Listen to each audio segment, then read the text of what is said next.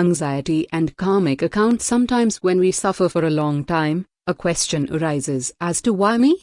Sometimes a person goes into a state of victimhood and depression. The main purpose of this section is to accept the current state of mind and body and work towards recovery from anxiety and not get stuck with the victimhood mentality. The reader can skip this section if one does not believe in the spirituality of the karmic account. One can just read or skim through this section with a broad heart to see if it makes any sense, even if one does not believe in a karmic account. Even though the karmic account does not seem to be directly related to anxiety, a lot of what happens to us will be because of our previous actions in this life or lives before. Here is a simple law of the universe. As you sow, so shall you reap. This eternal law cannot change for a person. They also give us some clue about the journey of the soul, that we are not only the product of this life but the accumulation of karmic accounts of previous lifetimes as well. Our condition, physical and mental health, depends on the karmic account, positive and negative, accumulated in this birth as well as in previous births.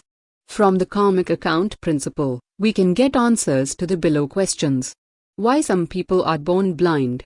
Why do some people go through various mental illnesses? Why some people are born poor and some rich? Why do some people excel in certain games, certain specialties, and virtues? Why some people are very intelligent and some average? Why do some people become rich from poor? Why do some people become poor from rich? Why do some people become blind because of some accidents? There is a provision to minimize the damage if a person truly realizes his or her mistake and avoids the same error and takes corrective actions. The victimhood mentality is not going to help. It is the acceptance of mistakes and taking responsibility for what has happened and truly repenting and correcting ourselves in terms of mind, words, and actions that makes a big difference. There is an excellent saying by Gandhi, "See no evil, talk no evil, and do no evil." A fourth monkey can be added, which says, "Think no evil" is much more powerful. The fourth monkey's teachings are very much essential for anxiety recovery. Generally, if we observe our life before anxiety, we would see many vices or defects in our character. Vices like lust, anger, carelessness, lack of discipline, and lack of virtues like patience, acceptance, etc. would be prominent in us. When we fail to fix these mental issues, we accumulate karmic accounts by waste and negative thoughts, words, and actions.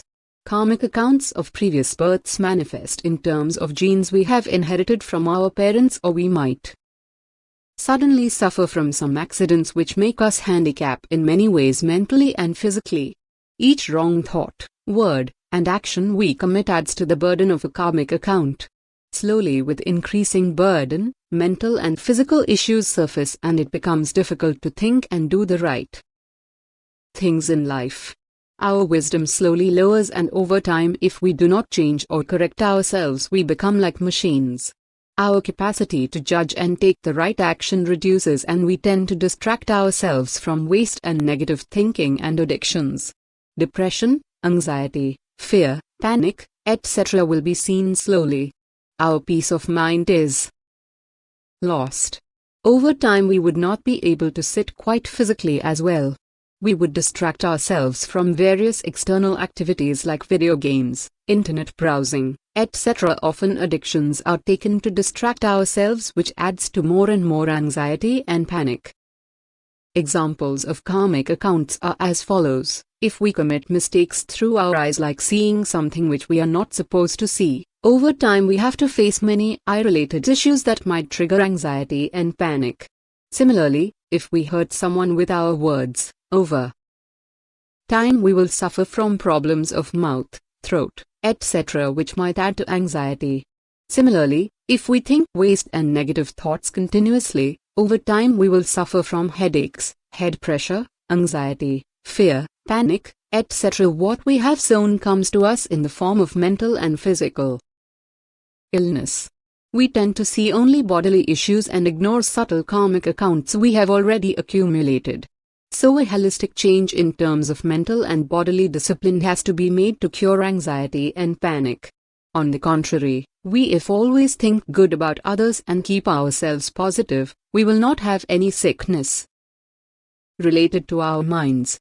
If our words do not hurt others and instead motivates others, we find internal happiness and there will be lots of sense in our words and people will be motivated to listen.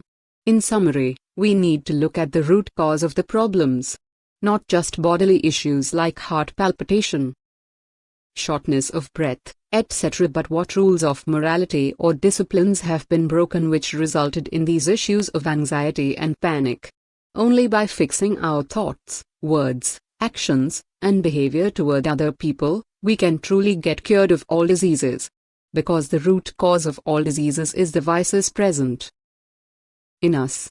The vice of anger, lust, greed, ego, jealousy, etc. has to be removed. If vices are removed or our defects are fixed, we will see that we will also find solutions to bodily issues automatically and easily. Most of the problems that happen to us, including anxiety and other problems, occur when our character falls.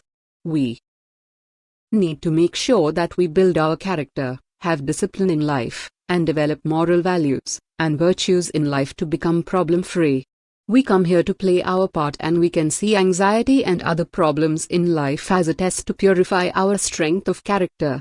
It is like removing impurities from gold. So, think as a detached observer and see this life as a drama played on earth. Such a type of thinking surely takes away loads of waste and negative thinking. When we suffer and realize our mistakes, we become improved people. Through our experiences, we even help many people who are going through the same problems in life. Thank you.